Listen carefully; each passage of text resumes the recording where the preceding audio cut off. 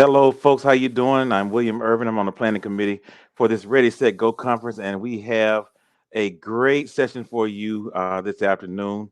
I have one of my good friends with me. He's going to come on camera in just a second. Mr. Kedric Taylor, the director of bands at Southern University, where the renowned Human Jukebox is located, and we're just excited to hear from Kedric today, where he's going to talk about building success with less. So this is going to be fun. I'm gonna get out of the way. Kedra, you can go ahead and turn your camera on and unmute yourself, and we'll be ready to roll as soon as you come on. Kedra, it's good to see you. Let's talk about building success with less. Thank you so much. Thank you so much.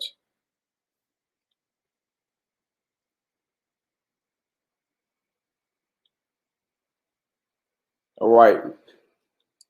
We're going to get started here. My name is Kedric Taylor, as Dr. Irvin said, Kedric Taylor from Southern University. And everybody knows the Human Jukebox, the side of the program that a lot of people see on the internet. But we also have different ensembles as the wind ensemble, symphonic band, pep band, jazz band, brass choir, saxophone ensemble. So we have a lot of ensembles that are definitely a part of our organization. But I want to get into this presentation because I want to make sure I get everything and let you all see everything that we have today. But building success with less, when you're thinking about building success and with little resources, it makes you wonder, like a lot of people are in that situation, especially in the state of Louisiana, when you see what other states are doing and how they do things. So building success with less is a great topic for something up and coming band director that is coming to learn and different things about music and how to teach and the way you should teach and the things you should do and what you should not do. Because being a band director, most students think it's just passing out music and, and that's it. They don't know all the logistics that come with building a successful program. So we're going to dig into it today. Music is the key. I put all of this on this slide because I wanted everybody, if you wanted to screenshot it or have all the information. So I wanted to make sure I put it all on here, but I'm going to explain each one of them. But building a music program from scratch is a challenging task for any music teacher. With only a couple students, with little to no music library, no music instruments, you don't even have a budget to buy these things. You have different components that building a program makes it a complicated task. So for many teachers, building a music program is an ideal situation, especially if the teacher is a first-year teacher looking to get their foot in the door to teaching. Developing a music program is something that many music educators will encounter during their teaching career. So I'm going to present some ideas and ways on how to build success with less. So having a successful program entails all of the ensembles that I just announced. We have to have different ensembles to make sure that we have a comprehensive program. So band is unique. Most classes teach you how to do something. Band teaches you to be somebody. And when you say band teaches you to be somebody, how do you think band teach you to be somebody? I'm glad you asked that question. Well, band teach you to be somebody because it's the art of feeling. Music is the art of feeling. Anytime we talk about music, it's a feeling. It's something that we feel from within. That's how we make music. That's how music is created. So the things you learn in band and in music, especially the discipline, the work ethic and teamwork, will build things you use every day for the rest of your life. You will also hear music and hopefully play music the rest of your life. You will appreciate music in a whole different way because you were in the band. So a lot of people don't realize that everybody that's in band are not music majors. You have every major in the band program. So I know from me being in the band program at Southern University under the legendary Dr. Isaac Griggs, I was able to learn life skills. I was able to learn just different things that dealt with music because you had to be disciplined to play music. So I'm sure everybody can agree that you have to be disciplined as a person to learn the art of music. So you have many doctors, lawyers, judges, all kind of people that I run into that actually were musicians. And they were, my old students always tell me, if it wouldn't have been for band, I don't know where I would be today. It taught me so many things just playing an instrument. So that's why band is unique. Band directing is also rewarding. You are so lucky that you have this job. I'm so glad I get to teach music. I am grateful that I get to teach students, because I just the other day I was looking at some of my old students. Like, my favorite teacher was my band director, and it was because he cared. It was because he, instilled pride in us and discipline, and he wouldn't let us slack. He wouldn't just let us do bare minimum. He always expected the best out of us. So that's the reward that you get from being a director, music educator, because you might not see the results right then and there, but it's a process. Everything you do in life is going to be a process. You got to take your time, and you got to see the results maybe sometime when they graduate. So you might not always see the results right then and there, but I always tell students, what you put in is what you get out. And I'll talk about that later. You are elite. Very few people in the world can do what we do. And I had to say that. Very few people in the world can do what we do. Very few people in the world can play a musical instrument at the level that you can. Very few people in the world can read music. And very few people in the world participated in music ensembles. So that makes you very elite because of your ability to perform and the way you perform. I don't know about you guys, but they need music for every occasion. Every time I look up, they need the band. We need the band to play for this, for this, for this, for that, for that, for that. It's like, golly, you think in your mind like, man, what would they do without music? So that lets you know that you are elite. You are an elite musician. You are very unique, and it is very rewarding in the end. So why is music education important? I gave you some examples earlier, but I'll give you some more. Every child at every school deserves the opportunity to have a high quality music education. I vowed as a music educator not to ever short my students. No matter how big or small my program was, I vowed to always teach every day. I wanted to make sure that they receive some type of knowledge every day, because you are held accountable for these student lives. You are held accountable for everything that they do, because they are always going to look to that professor or teacher that did not let them just do anything or do bare minimum. Their students want to have discipline. They want to be a part of discipline programs. They want to be a part of structure. They want to be a part of things that have meaning and value. So you might have a program that doesn't have any of that, but that's why you can build it up. That's why building success with less, we can make that happen. If you follow these steps, knowing the importance of music, knowing the importance of education as a whole. So it is important, is a part of all our well-rounded education, essential for students and social emotional well-being, and a critical tool for establishing equity and access. So education is the guiding of the structuring of young minds so that they may reach their own individual potential. Now, education is just not for young students. It's also for us as adults. I continue to pursue my education at the next level. And the more I go, the more I learn.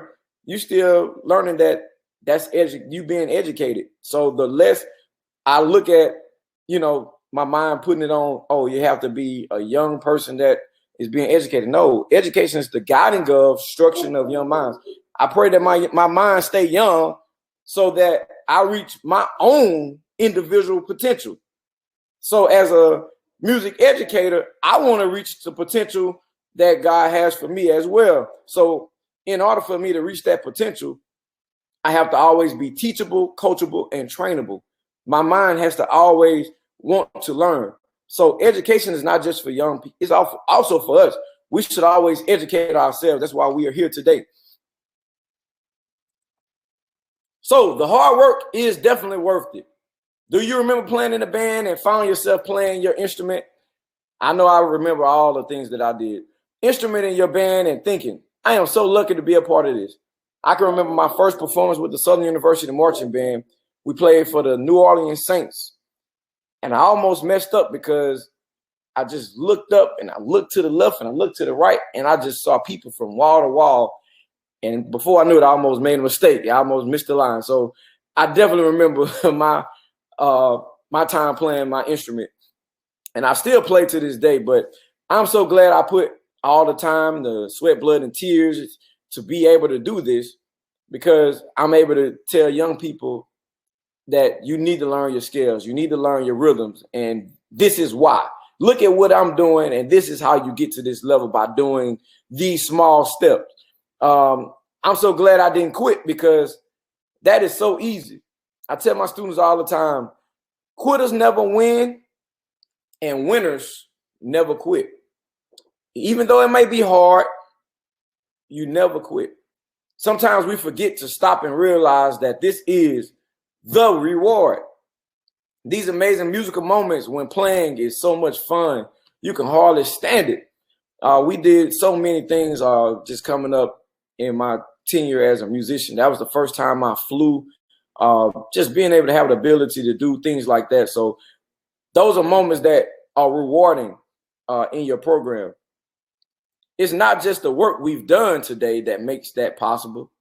It's all the seconds, the minutes, the hours, the weeks, the months, the years, the hard work that have made you who you are today.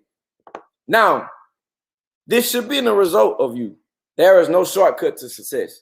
Many people think that you can microwave your way to success, but there is no shortcut to success. What you put in is what you get out. If you don't put any work in, you shouldn't expect any work out. So hard work is definitely worth it in the end. There is a standard of excellence. There is a standard of excellence. We all should have a standard of excellence. I would say excellence is the product of hard work and extra effort that creates the difference between an acceptable job and an outstanding job. I want you to think about this for a second. So when we're talking about excellence, we're talking about the product that you possess. Everybody works hard. Everybody works hard. Some people work hard and they're like, man, I don't see the results. But the results come from the extra effort. When you're tired and you know this is something that you should do, but you say, man, you know what? I'm tired. I'm going to just do it tomorrow. No, you got to take that extra effort. And that's going to create that difference between acceptable and the difference between outstanding. So you always remember, work hard, but also that extra effort. What are you going to do different from the person on the side of you that makes you unique, that makes you stand out? What are you going to do different? So I always use this as a tool for measuring success for myself. I always use this for myself. And once I look at what I've done and how I've done it, I always say excellence is the product of hard work and extra effort that creates the difference between an acceptable job and an outstanding job. You got to have passion, pride, and discipline. Those are three key components. You have to have passion for music in order to teach it the way that it should be taught. And you definitely have to have pride in what you do. Pride goes a long way. And you got to be disciplined. That goes back to when we were talking about excellence. If you're not disciplined, there's no way you're going to reach a standard of excellence, because it takes a lot of discipline to be a music educator. It takes a lot of discipline. It takes a lot of patience. It takes a lot of planning and preparation. So starting out with programs, even if you have a large program, a small program, you should always set goals that are realistic. Don't just say, well, this is my goal. Make sure it's a realistic goal. Even when you're picking songs for your band program, if you know you don't have the instrumentation, why would you set yourself up for failure saying, well, we're going to make it work? We might not have this instrument or that instrument. So when you're planning, you need to plan stuff that fits your group. So when you're able to focus on the reason for each task, as well as how each task fits into your overall organization's goals, you'll discover that your productivity soars. Please don't settle for less.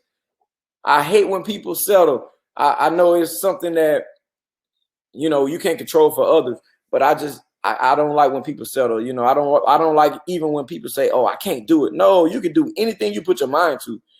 Make sure it's a realistic goal, though. You know, don't do something that you know is just total left field. But I still feel like you could do anything if you apply yourself. So life is too short to hold yourself back by setting small and insignificant goals. Yeah, man, you dream big. You know, I never saw myself doing this type of work. I always dreamed of doing it, but I didn't actually see myself doing it. But I dreamed of it. So that was a goal that I saw in my vision, but I didn't actually see how I can attain it. But I worked hard at everything that I put forth in my presence that I wanted to do. So that was the determining factor in me growing. That was the determining factor in me reaching the goal that I saw in my vision. So setting uninspiring goals and lacking ambition will only do one thing. It will ensure that you never reach what you truly want in your ensemble. Guys, if you want to reach the goal with your ensemble, I always tell people, reach them where they are and bring them to where you want them to be. And you have to show them why that is important. So the goal for you, it might not be the best player. It might never play the instrument before. So the goal, hey, by the end of the month, I want you to know this amount of information about music. And I want you to know these skills, or I want you to know how to do this. Set that goal for that student and make sure that they stay on task to reaching that goal. That's how you start building success. Take them from where they are and bring them to where you want them to be. In order for you to reach any kind of success, you have to know that you got to reach them where they are. So a lot of people think success is being the best or having the best. No, success is being able to accomplish a goal that a student may not have ever been able to dream of doing. Like one student goal may be just playing the B-flat concert scale. That may be their potential. So I always say, if you can get that student from where they are and bring them to that level and they supersede that, to me, that's success.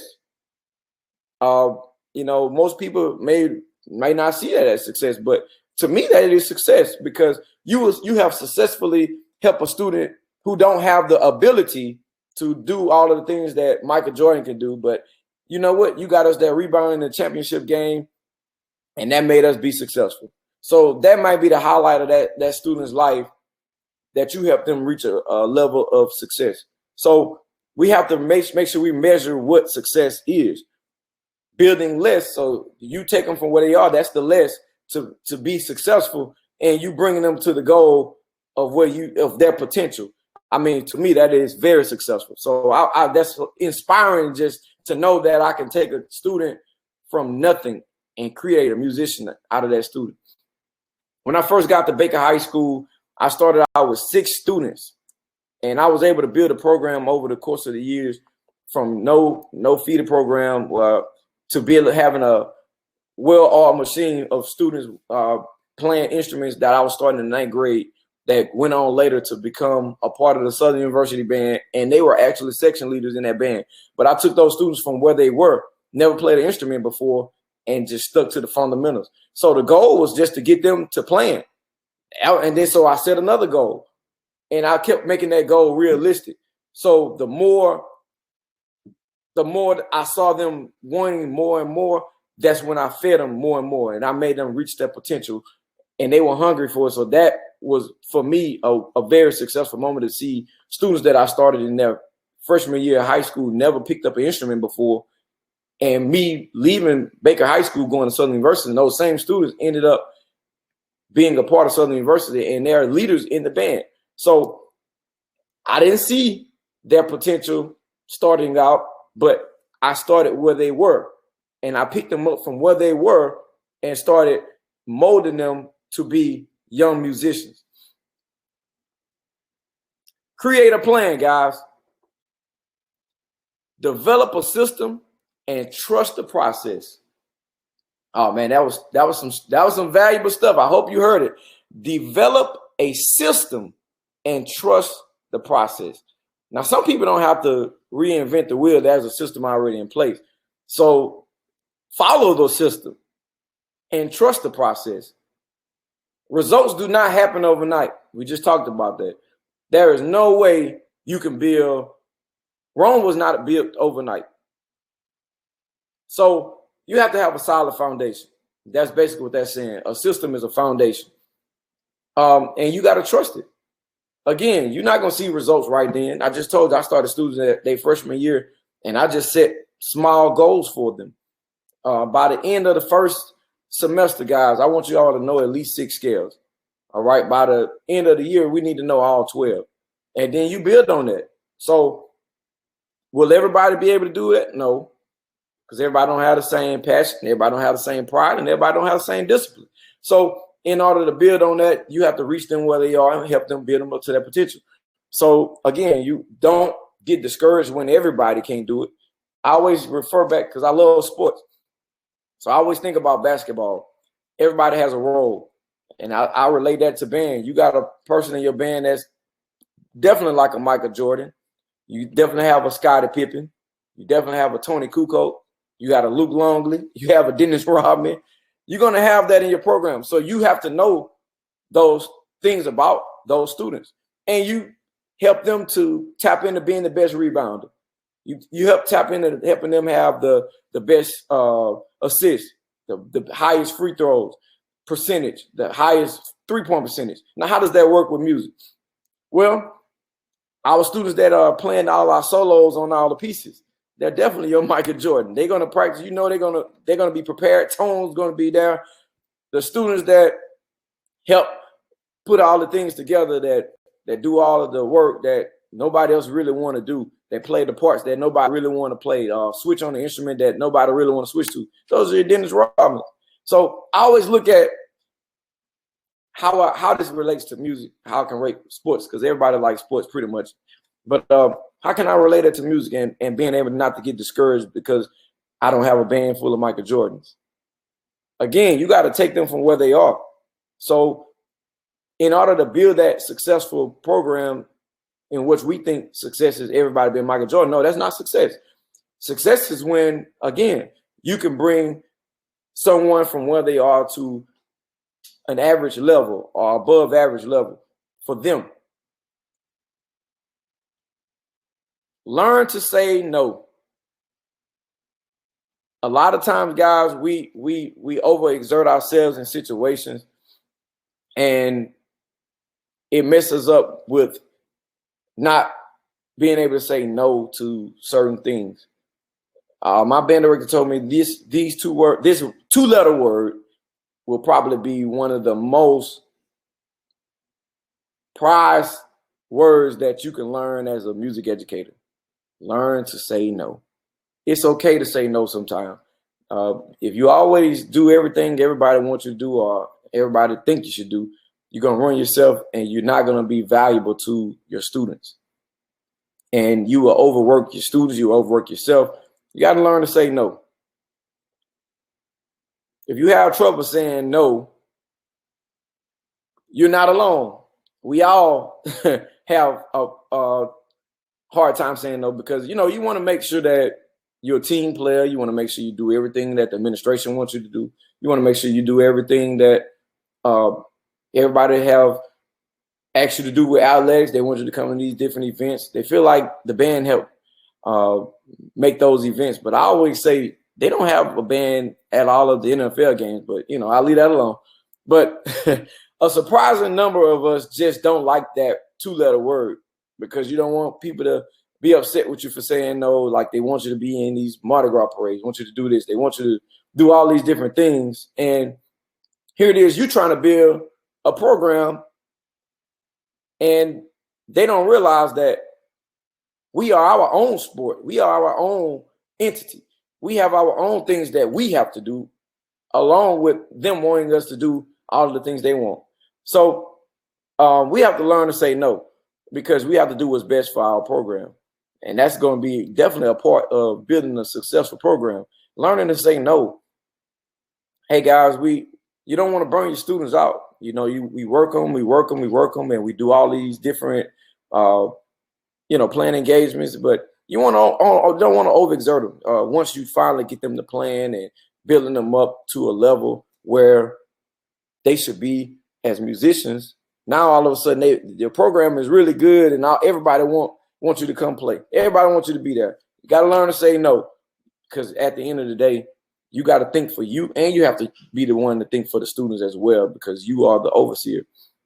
So next time someone makes a request, just think about it. Does it help you achieve the goals that you set?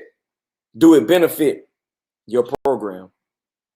And if the answer is no, I would lean towards definitely saying no. The next time somebody asks you, can you come and play at this event? Does it help you achieve your goal, or does it benefit your program? Things will often not go as planned. Sometimes you have to say yes. It wasn't on your agenda. It wasn't something that you planned on doing. When that occurs, you just have to find yourself, you will find yourself being tested. You'll find yourself having to work long hours with little pay. Our job never stops as musicians, even when you leave the workplace, because you're always planning in your head. I know I'm always sitting down and I'm just thinking about, what show can we do next? What can we do that people haven't seen? Being at the college level and being at Southern University, we the most watched and talked about band in the nation. And people view us on YouTube and across the nation, and we've traveled all over the place. So, I mean, for the amount of work we put in, it doesn't equal the pay. So we work long hours. Even when we're off, we're still working. Because if you're still planning in your mind and you should just be watching TV, just relaxing, but you're still planning, that's still work. Not knowing how to get your students to practice. For us, when I was at Baker, I didn't have all my students in my class in the day-to-day operation. Most of my students, we had to meet after school. So imagine learning fundamentals after school. That was a task, and learning music also in the process. So not knowing how to get your students all to practice, because parents want them to work. They have other activities they're part of. You got students that play in basketball, baseball, different activities.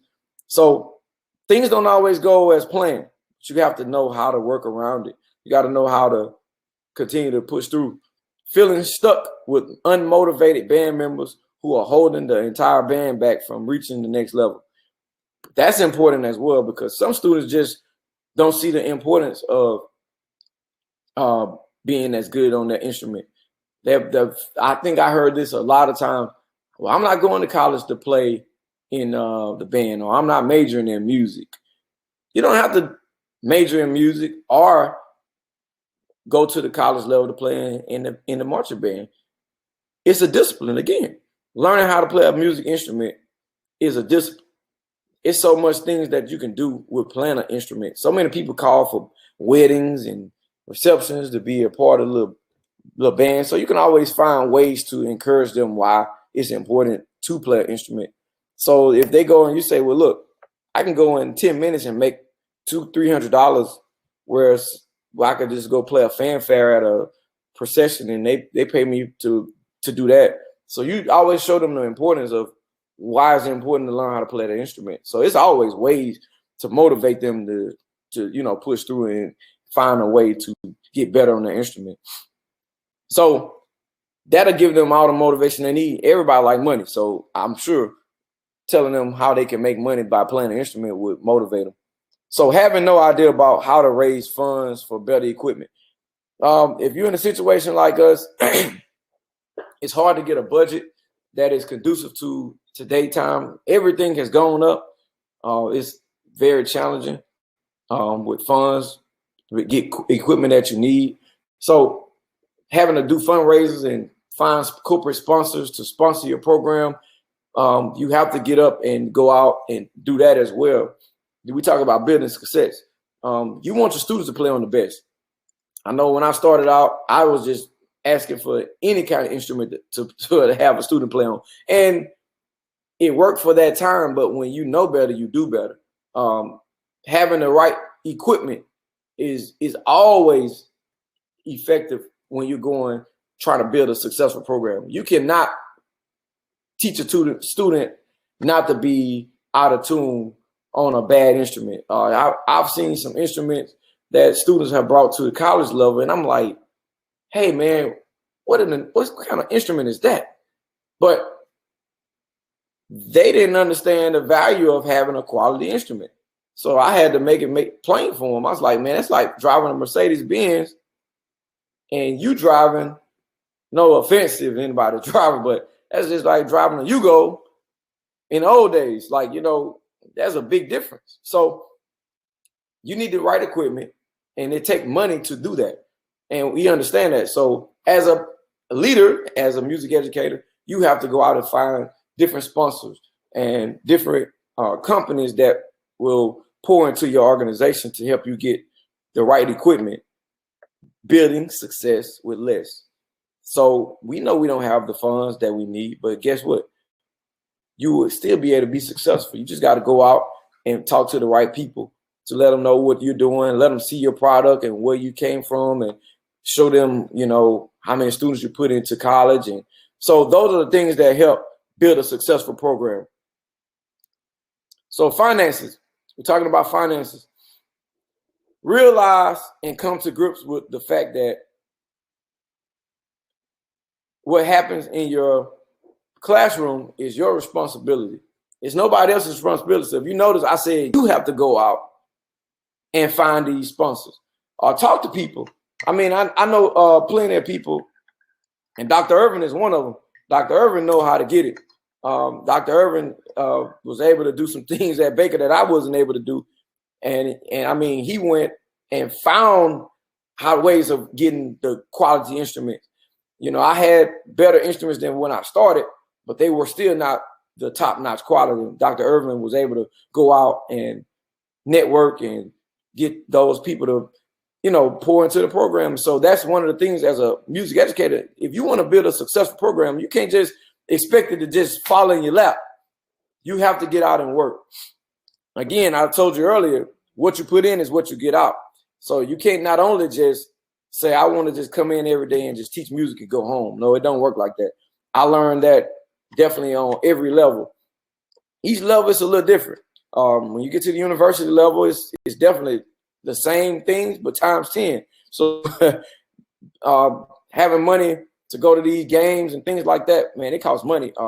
I just got our travel back, and we only going to 3 games, and that's $152,000. And I'm like, wow, that's taking our whole entire travel budget.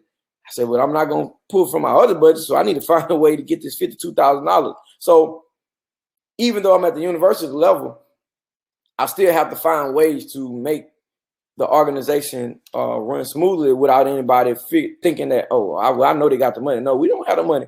But we'll have it when it's time to move, because I'm talking to the right people. So learning how to talk to the right people and get what you need for your program will definitely help you be successful.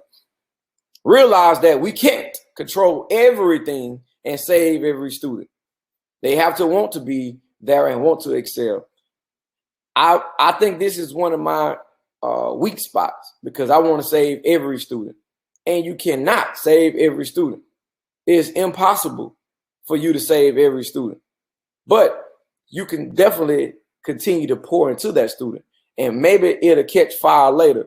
It happened with me a lot of times. I see some students that I told, I was like, look, if you listen to me, you'll be successful. If you don't listen to me, I'm gonna see you fry that chicken and frying them fries, and just know I like my fries hot. So telling them that they understood that, and they were like, man, Mr. Taylor, I'm so glad you told me that, because now I wouldn't be the manager that I am. Now for me, I'm thinking like a manager over fast food or over Family Dollar or whatever they work in, Sam's or whatever. For them, that might be successful, but I saw so much greater in that student. But to them, they made it, and then without the stuff that I instilled in them, they wouldn't have got there. But in my mind, I'm thinking like, man, I feel like I failed that student because they should be doing better. But I had to realize I can't control everything. I couldn't save everybody. I couldn't. If I wanted to keep my sanity, I had to realize some people you just gotta let them learn on their own, and you can't save everybody.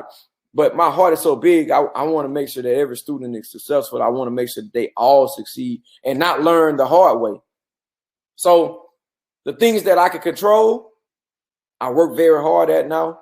And the things that I can't, I had to learn to adapt and let those things go. So that's one of the things, if you want to be successful and continue to do it at a high level, the things that you can control, guys, you work hard at those things.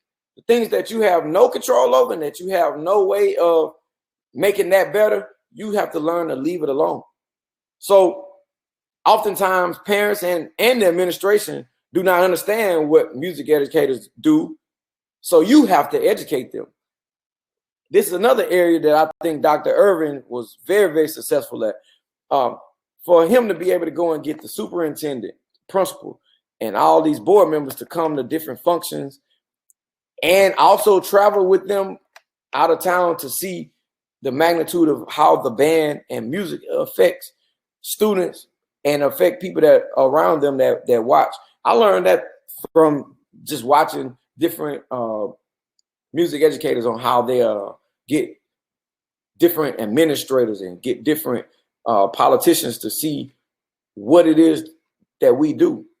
Because I don't know about for you guys, but for us, marching band is important to athletics. That's something that they strive on. They want that band to be at those athletic events. I don't care if it's football, basketball. It's gotten to a point where we played for a baseball game.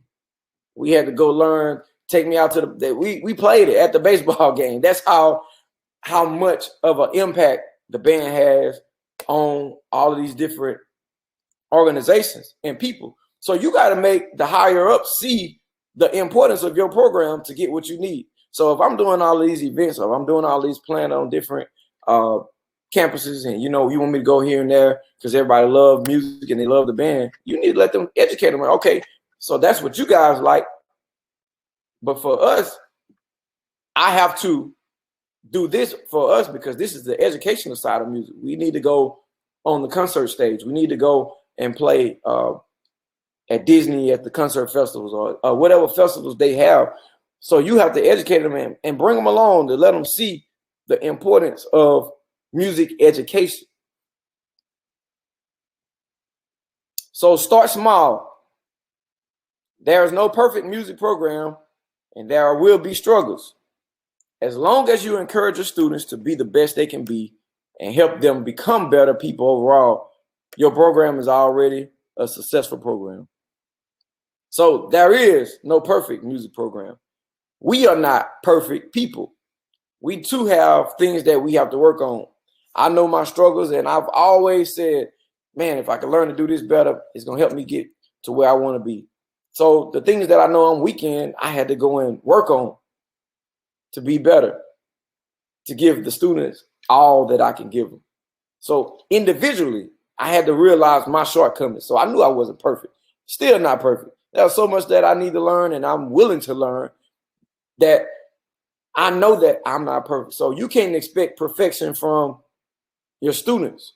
Yeah, you want them to be perfect. So we strive for perfection. But to be honest with ourselves, we know that there are going to be mistakes. So you have to learn to live with that. Nobody is perfect. If anybody say they're perfect, they definitely telling you a lie.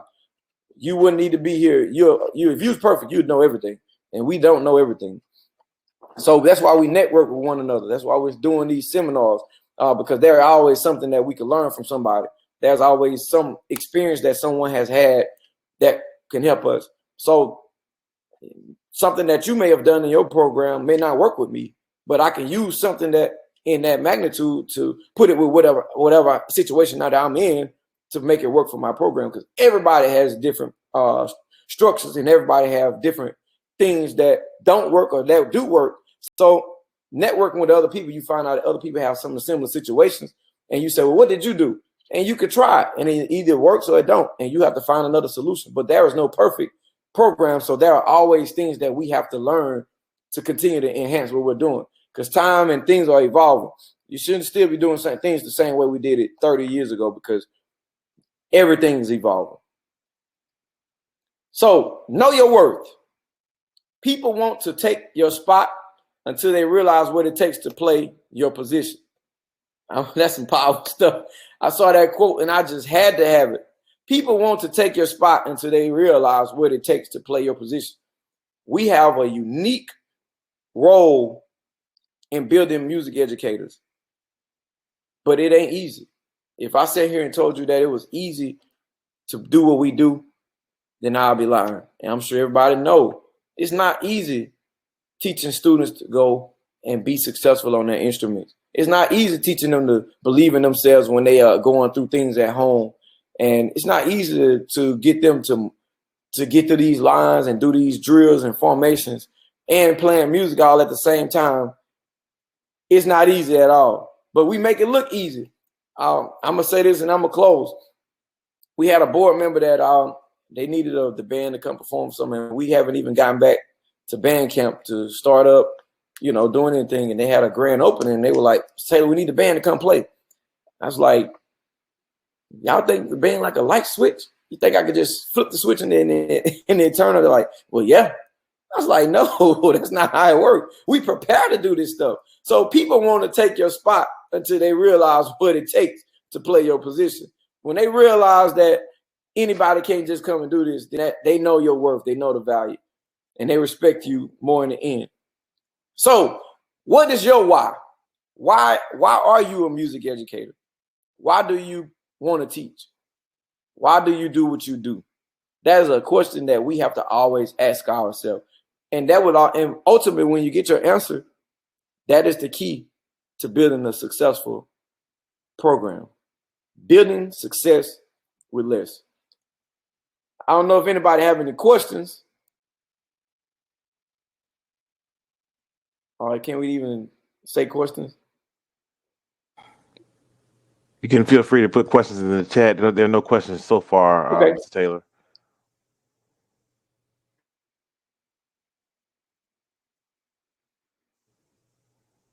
And if there are no questions, you can go ahead and bid everybody adieu and close things out. Okay.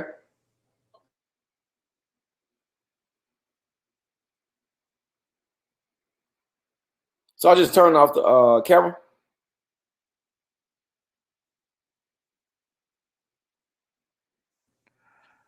You can just tell everybody goodbye or how to reach you, how your email address and things like that. And I'll put it in the chat. You do have questions. You have a couple of questions now. Cameron Jenkins just asked, how do you build your student leaders? What do you do? What is your student leadership process? Okay. So one of the ways that we build student leaders, well, me personally, I hold seminars with them, and we do a presentation on the basic fundamentals and how to do things and make sense of it. We build leaders by the process of showing them as leaders, and we make them do it as we are teaching it. So it gives them muscle memory on how to do this, how to teach sections, or how to warm up, how to run sectionals, things of that nature. So in order for us to build student leaders, we definitely show them and we make them do it so they know this is how this is supposed to go. And I can remember, again, being at Baker High School, and it's an honor now that the young man that I'm speaking of is the current director. But I would make him do the warm-ups, and I would pull him in and tell him what he did wrong, and I would pull him to the side and tell him what he needed to fix. So the next day he would fix it. And then and so on. I would keep building them up. So I told him, if he don't have a successful program, it ain't because he don't know the knowledge. Absolutely. Brett asked, how much energy and time does it take you to drive the points that you talked about in your presentation home with your college students? Man, woo!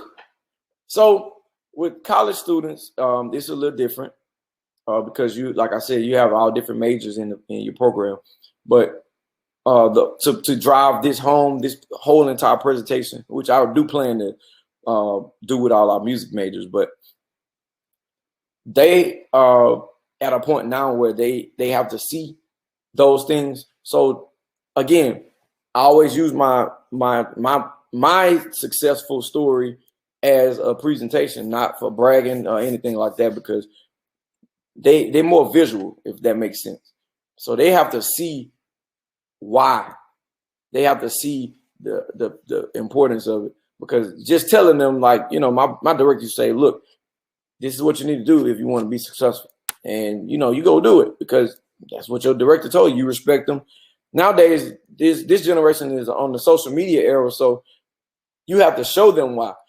Because if you don't reach them where they are, you'll lose them. And we'll lose the craft, and definitely the having successful programs with our music students. Are there any more questions for Professor Taylor? All right, Mr. Taylor, you put your email address in the chat. Could you go ahead and let them know what that was? And you can tell everybody goodbye at that point. Okay. Well, that's my email address. You can reach me at any point. It's almost like text messages on the university level. So anytime you email me, I'll get it.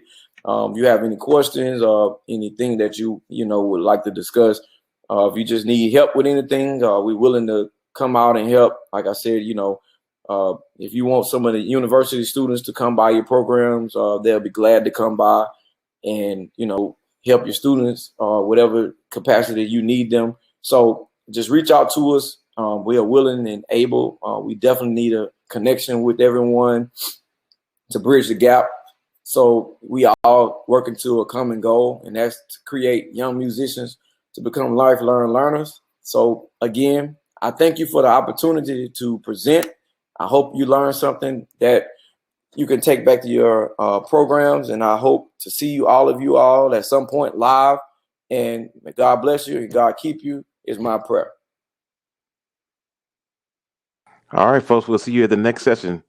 Have a good day. Thank you, Mr. Taylor. Thank you so much.